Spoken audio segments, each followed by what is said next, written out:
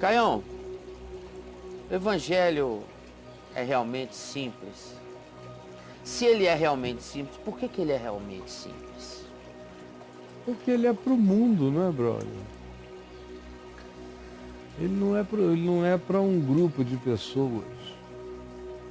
Ele não é designado tampouco em múltiplas partes, tipo livro 1, livro 2, livro 10, livro tal, cada um dedicado a um espectro de percepção humana, desde a mais rasa e retardada até a mais elevada de compreensão.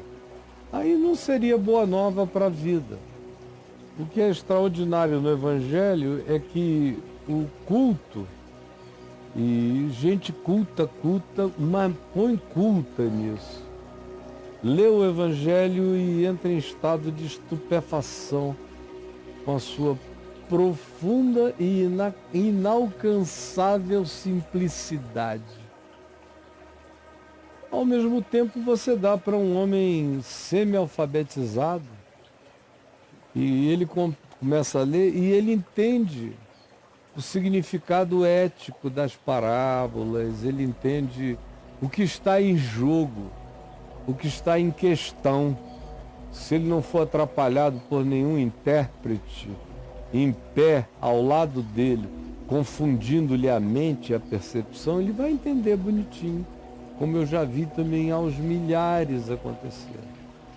Então ele é simples para que o cego veja, é simples para que o surdo ouça, é simples para que o retardado compreenda e se alegre no que ele não pode nem explicar. É simples para que o superdotado compreenda ainda melhor. Porque a simplicidade do Evangelho não inibe a mente do hiperinteligente, ao contrário, a provoca num nível que ele não conhecia. E abre para ele dimensões que até então ele não tinha enxergado. Se não é à toa que Sir Isaac Newton lia, dizem os historiadores, 70%, 80% mais a Bíblia do que pesquisava física. Olha Porque isso. o cara era alucinado pelo que ele encontrava de sabedoria divina na revelação. Newton. Isso de um lado. Em segundo lugar, porque se tem alguma coisa que tem a ver com Deus na existência, essa coisa tem que ser simples. E até a ciência chegou a essa conclusão. Quando Einstein começou a falar numa teoria que reunisse tudo numa coisa só, que depois veio a ser repetida pelo Stephen Hawking muitas vezes, teoria de tudo, mas nasceu lá com Einstein, uma tentativa de ver se havia uma síntese simplificante, porque qualquer mente genial sabe que todas as coisas que existem partiram das que praticamente não são ou não existem, de tão simples que são nas suas origens. E, por outro lado, Jesus disse a mesma coisa. Jesus disse que pouco é necessário, ou mesmo uma só coisa, de modo que quem chegou àquela coisa, dela entende tudo. É como a história da civilização nos prometeu com a pedra filosofal, que é um encaixe que abre tudo.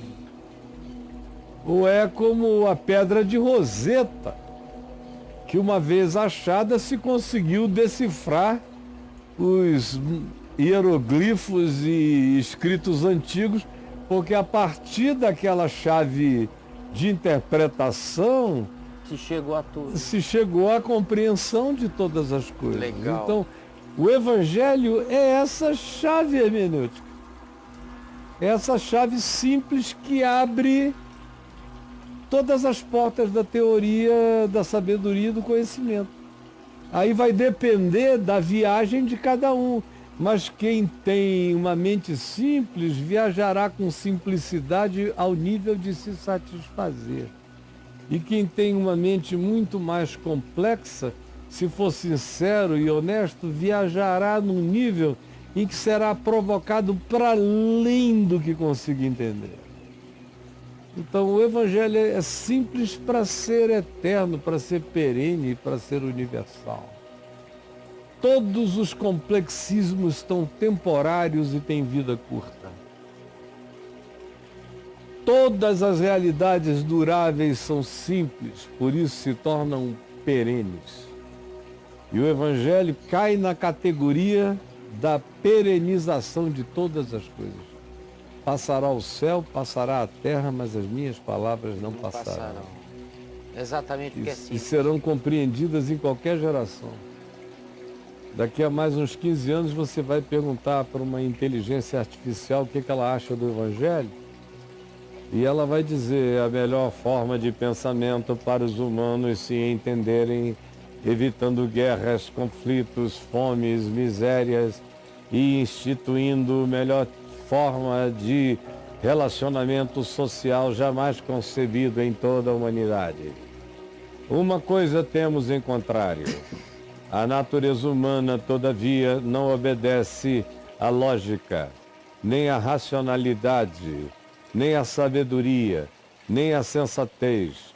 São capazes de inteligência funcional, mas têm um poder inexplicavelmente autodestrutivo de suicídio e de enfrentamento de natureza genocida universal. É o que a inteligência artificial vai dizer. Porque hoje, pesquisando para desenvolver inteligência artificial, os caras realmente chegaram à conclusão de que vão ter que treinar a inteligência artificial com a idiotice humana.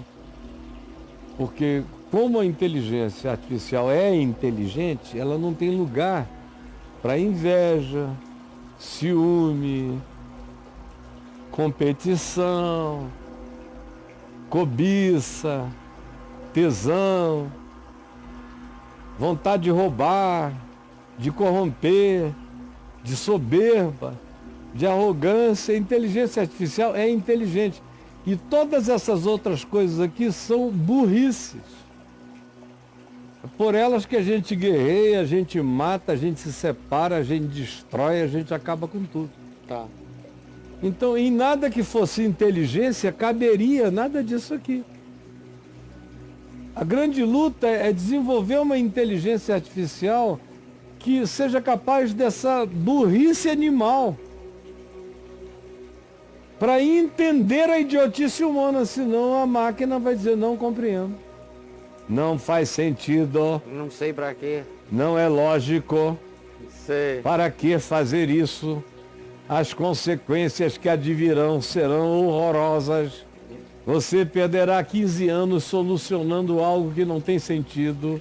Sei. E blá, blá. porque nós somos a própria idiotice, com capacidade de desenvolver ferramentas, tecnologias e com capacidade de funcionalidades mecânicas nos nossos ambientes de relacionamento, que são quase todos eles de funcionalidade praticamente mecânica para a maioria das pessoas.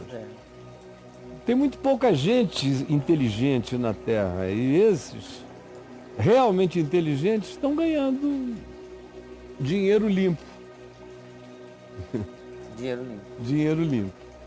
E para essa idiotice toda, Caio, você acha que o Evangelho chega a ser impossível para a maioria das pessoas?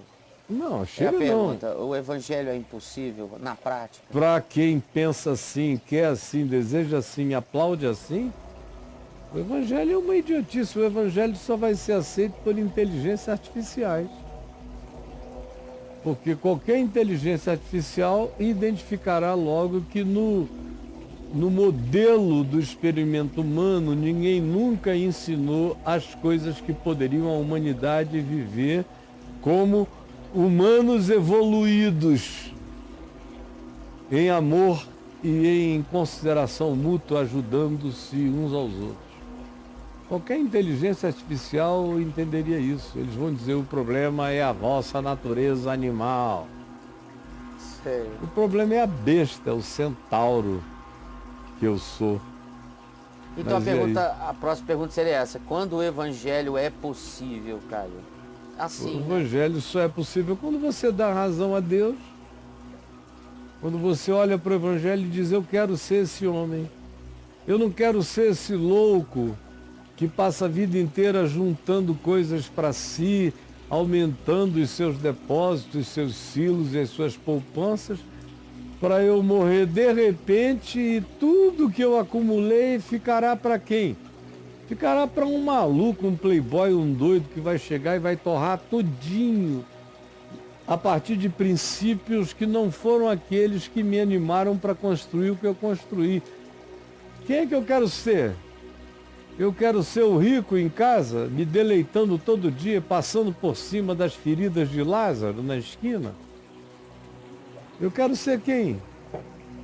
Eu quero ser o malandro que nunca é apanhado, mas tem a fama de ter comido a mulher de todo mundo? É esse o cara que eu quero ser? Eu quero ser quem? Rico, rico, rico como Zaqueu no meu mundo, com poder de poder devolver a quem eu queira 4 vezes mais de tanto que eu tenho.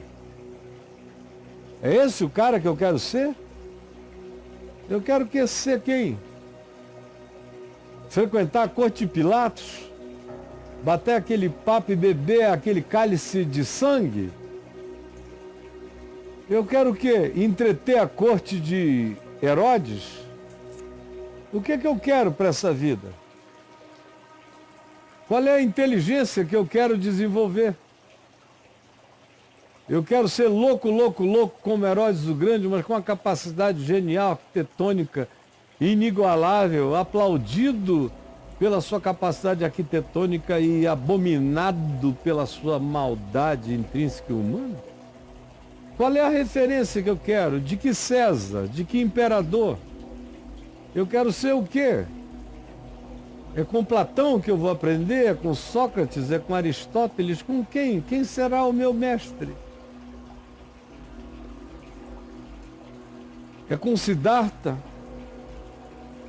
Com quem será? Eu cheguei à conclusão que não é com Nietzsche também. Eu tenho um carinho enorme pela loucura de Nietzsche e uma certeza absoluta da sua insuportabilidade humana. O que é que eu quero com ele? Para criticar o cristianismo, ele é meu gandula, porque ele nunca viveu as entranhas da bosta do cristianismo como eu vivi de dentro. Ele foi um teórico olhando de fora. Então vai ter que aprender Os Miseráveis inteiros comigo, passeando pelo esgoto de Paris. Então nada. Eu reconheço uma inteligência suprema. É com Einstein que eu vou me inspirar para viver? Com a maneira deselegante como ele tratava as mulheres? Com o segundo plano ao qual ele relegava a família? Eu vou aprender com o quê? Com a angústia traumática da relação dele com o pai a vida inteira? Ou eu vou querer fazer o quê? Ficar com tanta raiva de um amigo que não me repetiu, que decidiu não me repetir, que eu não posso nem encontrar com ele, senão eu caio fazendo xixi na calça? Eu quero o quê? É com Jung que eu vou me entregar a ele? E passar 15, 20 anos rodando por dentro da minha casa angustiado com os surtos de pesadelo de olho aberto, com os encontros angustiosos com a minha própria sombra? Não. Eu encontrei. E desculpem quem pensa diferente. Eu encontrei quem me dá liberdade para o inimigo não ter poder sobre mim. Encontrei alguém que tirou o poder de qualquer inimigo sobre mim. Encontrei alguém que me tirou o poder da morte contra mim.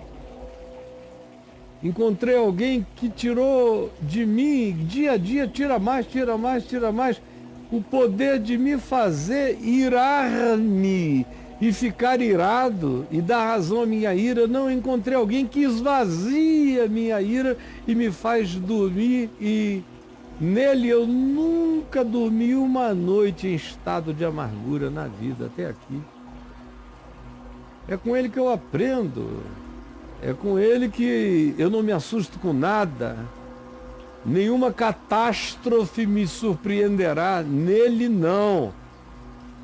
Eu ando com aquele que venceu a morte. O que sobra depois da morte ser vencida para espantar alguém que foi tomado por essa convicção como ele fez comigo?